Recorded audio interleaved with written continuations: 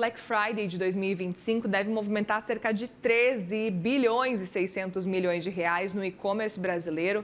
É um crescimento de aproximadamente aí 16% em relação ao ano passado. Evento que já responde por algo aí entre 13 e 5% das vendas anuais do varejo, o que mostra que a data não é mais uma promoção pontual, mas sim um marco estratégico para o calendário do consumo no país. Vamos conversar então com a Ana Paula Tosi, CEO da AGR. Tudo bem, Ana? Bem-vinda mais uma vez. Boa tarde. Tudo bem, é um prazer estar com vocês aqui. Que bom. Inclusive, eu conheço pessoas, e eu estou inclusa nessa, de que começa a chegar perto da Black Friday e você pensa, não, não vou comprar, vou esperar a Black Friday. Aparentemente, já virou algo muito recorrente no calendário realmente da população e as pessoas começam a contar com a Black Friday, né, Ana? Ah, sem dúvida, né? Você olha já um nível de maturidade do consumidor em relação à Black Friday. A gente estava estudando o início da Black Friday lá em 2010 versus o que a gente vive de Black Friday hoje, né?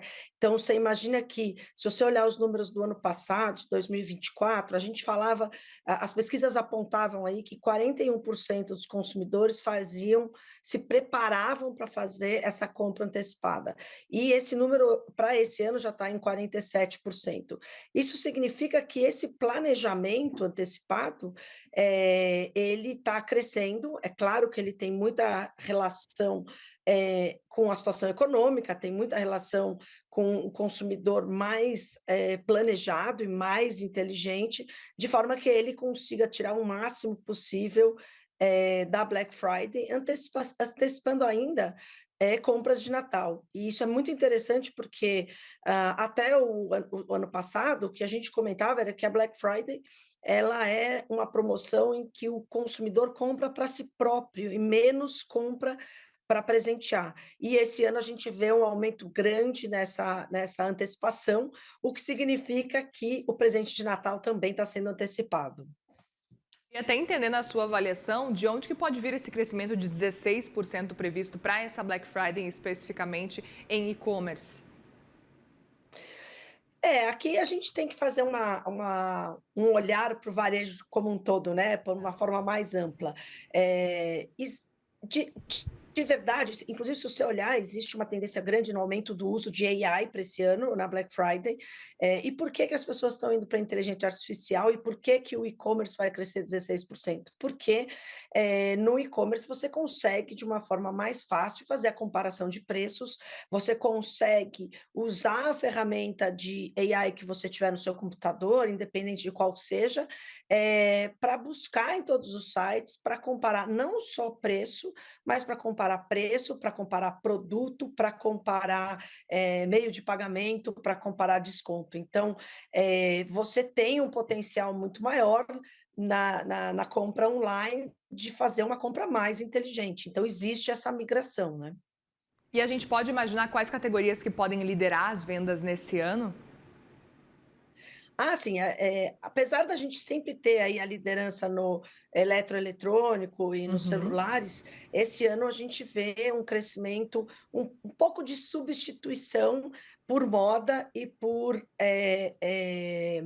itens de menor valor agregado, por exemplo, cosméticos, né? Existe um aumento aí nessa base. A gente sempre enxerga no eletro a liderança, só que a gente está falando esse ano de uma tendência mais para o eletro portátil do que o eletro doméstico de grande valor agregado, e a gente vê aí uma queda na intenção de compras de celular, por exemplo. Perfeito, esse é um ponto interessante para a gente também ficar atento para depois comparar. E também aproveito para te perguntar o quanto que o endividamento das famílias pode pesar nesse cenário de Black Friday, levando em consideração também o cenário que a gente tem uma taxa de juros que segue em 15%, mas ainda assim a gente tem 15%. essa previsão de que ainda assim as compras vão aumentar. Eu acho que tem dois aspectos interessantes. Sim, as famílias estão endividadas, né? Mas isso não quer dizer que as famílias estão deixando de olhar para Black Friday como uma oportunidade, né?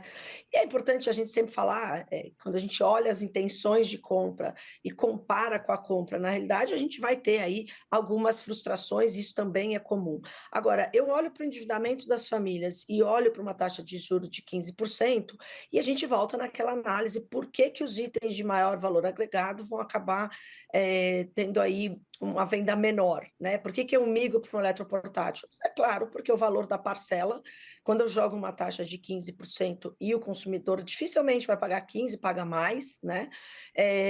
A parcela fica muito alta, então não cabe no bolso do consumidor. Isso significa que a gente vai para os itens de menor valor agregado e para uma parcela que caiba no bolso, né? O importante quando a gente olha para Black Friday, a gente olha para Natal, a gente também olha para o 13º, né? A gente está olhando aí para um efeito na economia brasileira chamado 13º.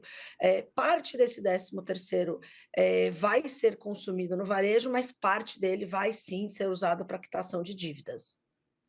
E outro ponto para a gente ficar atento também é o papel do Pix nessas compras. Queria entender o quanto que o Pix pode movimentar também e o que indica também a redução do uso do cartão de crédito. O que a gente pode esperar para daqui para frente, levando em consideração esse cenário e essa expansão do Pix, né? Esses números de compra, o cartão de crédito sempre liderou, vai continuar liderando, mas a queda do uso do cartão de crédito é impressionante. Você olha as estimativas aí, é que a gente tenha do Pix saindo de 2024 do patamar de 19%, indo para 29%. Então, é um crescimento de 10 pontos percentuais, enquanto a gente olha o cartão de crédito saindo de 54% para em torno de 40%, né? Então, você vê claramente uma substituição no meio de pagamento. O interessante nesse movimento, primeiro, o cartão de crédito, ele quando não pago, ele traz um juros altíssimo, acho que o maior do mercado, né? E o Pix ainda é interessante a gente olhar para o passado, né? O que o Pix está trazendo de volta? O Pix está trazendo de volta a negociação do consumidor. O Pix está trazendo de volta aquele, se eu pagar no Pix, você tem um desconto de 5%, 3%, 4%. Então, o consumidor está sabendo lidar com o Pix e está substituindo a utilização do cartão de crédito. Perfeito. E aí, até para a gente acompanhar e dar dicas, Ana, como é que você enxerga e como que o varejo pode usar essa data da Black Friday, que a gente já viu que as pessoas se programam realmente, para fidelizar os clientes? Qual que é a estratégia, qual que é a dica nesse caso? Bom, são várias aqui, mas eu acho que tem algumas muito importantes, né? Porque todo Certo. ano a gente vai olhar o volume de reclamações que o varejo recebe na Black Friday. A principal reclamação na entrega é o prazo de entrega ou a qualidade da entrega. Então, a dica que a gente dá pro varejista em si a preocupação com a logística e com a distribuição, e do lado de cada mesa, para o consumidor, o cuidado de comprar de canais confiáveis, isso é outro ponto interessante, a gente vê ano a ano o crescimento do marketplace como sendo um canal de acesso crescente para o consumidor. Por quê? Porque os marketplaces têm uma visão têm o benefício da confiança do consumidor. A outra coisa que a gente não pode deixar de repetir todos os anos é pesquise, pesquise, pesquise, né? Para você não comprar pela metade do dobro, como as pessoas falam por aí. Então, você precisa pesquisar muito, precisa se preocupar com os prazos de entrega, porque é uma época em que as logísticas têm suas crises, e claro que os grandes varejos se preparam para esse momento, mas ainda assim, se você for pegar a lista de reclamações, os primeiros lugares são dos grandes varejistas. E por quê? Porque realmente o volume aumenta muito em relação às vendas normais. Então, precisa prestar atenção com o prazo de entrega, precisa prestar atenção com os preços. O varejo esse ano vai se preocupar com a venda, sim, mas o varejo vai se preocupar na manutenção das margens. Um varejo esse ano está mais margem e menos volume. Claro, porque o varejo tem também os seus canais de dívida, o seu endividamento, que também estão a 15%. Então, a gente precisa se preocupar com a geração do volume de margem, né? A dica final é Pesquise, pesquise, pesquise e se planeje, porque vem muita oportunidade por aí.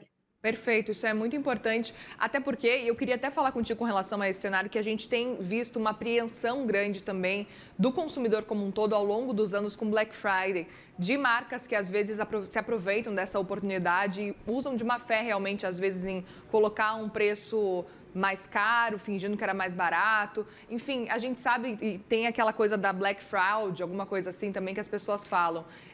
Portanto, quais são as dicas para os consumidores realmente? É pesquisar, é se informar, é já anotar o que quer antes para tentar comparar os preços? Como fugir, nesse caso, desse cenário de fraudes que parece que tem menos agora, mas levando em consideração uma grande expectativa, né, é fácil cair em golpe também. Aqui tem um ponto interessante, né, quando a gente olha para as pesquisas, esse planejamento, ele, antecipado sai de 70% para 81%. O que que isso quer dizer? Que o consumidor está ficando mais inteligente. A dica é: pesquise agora, né, provavelmente o consumidor já está pesquisando desde outubro, pesquise antecipadamente para que você efetivamente possa comparar. Número 2, não acredite em milagre, né, não acredite em milagre para que você não entre num problema de um fornecedor que não existe ou de um produto que não é exatamente o produto que você acreditava que fosse. Então, precisa pesquisar para não cair na Black Fraud, né. Agora, é interessante essa sua preocupação, porque é tão falado, é tão discutido, as mídias sociais pós-Black Friday, elas vêm com tanta força, trazendo os números do varejo e trazendo a opinião do consumidor final, que hoje o varejista que faz esse tipo de atitude, ele, obviamente está chamando o consumidor de ignorante, e o consumidor não é mais ignorante. Então as chances de você aparecer nas mídias sociais com a sua marca, com um carimbo de Black Fraud é enorme. Então, o consumidor está mais inteligente, está mais preparado, e os varejos que não são os varejos tradicionais, eles precisam tomar muito cuidado, porque a confiabilidade ela pode despencar por conta de uma Black Friday. Muito bem, Ana Paula Tosi, CEO da AGR. Importante a gente te ouvir diante aí dessa Black Friday que já já se aproxima. Obrigada e bom trabalho para você por aí. Muito obrigada e bom dia para todos. Obrigada.